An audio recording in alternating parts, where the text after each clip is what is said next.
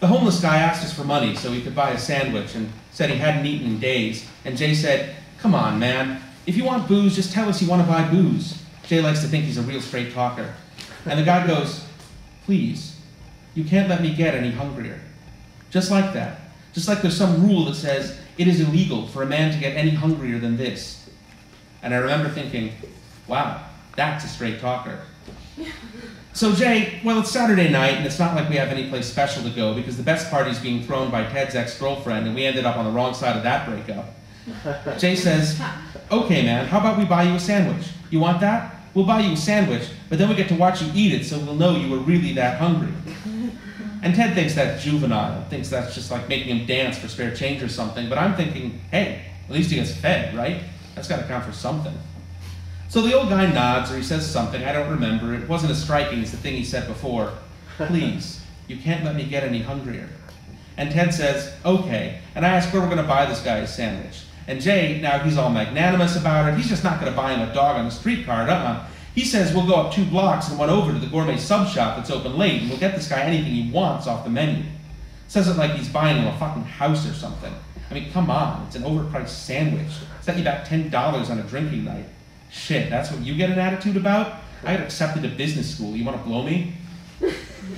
So we start walking up the block, and I'm already kind of pissed about this because there's a big corner with bars everywhere, and the crowds are big, and there's a lot of sweet college girls here, and here we are walking around with this dirty homeless guy. We're getting all the wrong kind of looks. He could have been our dad. At least it didn't stink. So the point is, yeah, I wasn't paying attention to a word the guy said when he started to mumble because I'm thinking I could get hooked up right now. Timing is everything. But then Ted says, "Son of a bitch, did you hear what he just said?" And James says, "What?" And Ted said, "The old guy just perfectly articulated the Riemann hypothesis." And I ask what that is, and Ted tells me to shut up because the old guy's still talking. And it sounds like gibberish to me. I don't think he's even saying words. And it turns out he's right because Ted says he just gave the formula for Boltzmann's transport equation, which I think I studied in high school, but I don't remember what it is. Ted's in the sciences, makes big money in a research lab. And now Ted's just getting really excited as the old guy keeps mumbling, and he's not even checking to see if we're paying attention, and we weren't, but now we are. And I guess it's okay because by that point, we passed all the good bars, and hopefully no one remembers us. Next is Ernst Mach's wave equation, which sounds impressive, and Ted said he got right. And then the old guy looks around at all of us and says, "I'm so hungry. It's been so long." "Where did you learn all that?" James asks. And Ted was suddenly all into this and told the guy if he could give us more good science, we'd give him a bag of chips, too. Hell, give him another sandwich. And I asked, "Right, what's your story?" But I didn't offer any food with it, so he didn't answer me.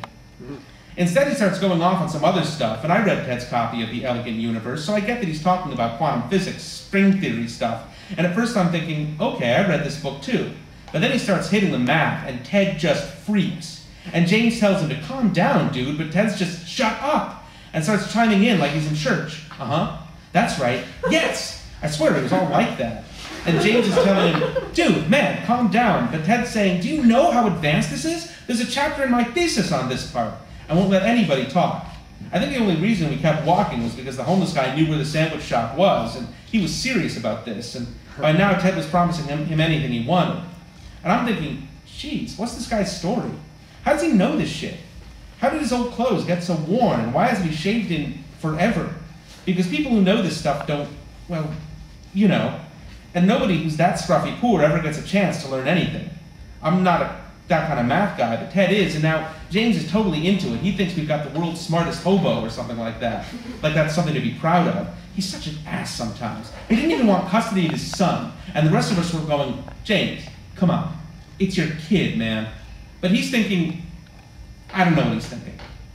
So we burst into the sandwich shop, and Ted doesn't even want to give him his food yet, and he's all, "Wait, what about the square root of pi?" or something. But James is into his game, and so he's saying, no, man, he gets a sandwich. And then Ted remembers his promise, and he just tells the guy behind the counter, who would have so kicked us out if 3 of us didn't look rich, to give this guy anything he wants. And so the homeless man just points the stuff on the menu and gets like 5 sandwiches, the meatiest ones they've got. Like one has meatballs, and the other's some kind of Italian club, and one's got chicken and avocado and stuff. And he starts whipping open a package of kettle-cooked chips while they're being made. And Ted gets him a Mountain Dew when he sits at the table, like it's the first time he sat down in his life, and he shoves everything into his mouth. And Ted wants to keep talking science, but this guy's a serious eater. And by the time the first sandwich comes, there's already crumbs all over his beard, and he's not stopping. He rips into that sandwich, and I think I see him wince because his teeth are bad, but he just keeps going. And James is saying how sad it is that we don't have a camcorder to record this on, but he takes out his cell phone, which has a digital video, and starts recording it, even though he keeps complaining that the picture quality is going to suck, and he should have splurged for the phone with high resolution. But he never thought he'd use this. I've never seen anything like it. James can show you the video if it's any good. For like 20 minutes straight, this guy's just packing it in. And it's obvious his mouth is in pain, and his stomach hurts, and he just isn't going to stop. And he's finished 3 sandwiches and is working on a 4th, and Ted starts saying, we'll buy you whatever more you want if you just start talking again, because I want the good stuff. And everybody in the place is just walking us. And he raises the second half of the 4th sandwich up to his mouth, and that's when the shaking starts. His whole body starts shaking, like epilepsy all over, and he's fighting with himself, still trying to raise the sandwich to his mouth and take another bite. But he can't because he's trembling so bad, and then his fingers go crazy, and he drops it, and there's tomato and salami and roast beef all over the floor, and he lets out this wail because he's lost it, and then his face goes pale, and he doubles over and falls off the chair, and he's just shaking all over the floor. And Ted's shouting, what's wrong? What's wrong? And James is still recording, the fucker. And I'm thinking, Jesus, maybe he really hasn't eaten in that long. And seriously, none of us even thought to call the ambulance. We were all just so caught up in it because it was a sandwich jockey behind the counter who called the hospital, but this place was downtown on a Saturday night, and traffic was hell, and there was no place for cars to get out of the way to, and I guess there was already a bad accident on the overpass, and it took them maybe 20 minutes to get there, and after the first 10 minutes, he just stopped trembling. He just stopped. I don't know if he was dead on arrival or if he died in the ambulance, but we didn't try to do CPR or anything. We didn't know what to do, and touching him was... I'm not proud, okay? He's still the John Doe. Nobody's claiming him, and his fingerprints and dental records are on file or something. Nobody knows. Nobody knows what happened, and I'm not sure where we went wrong. Should we not have fed him?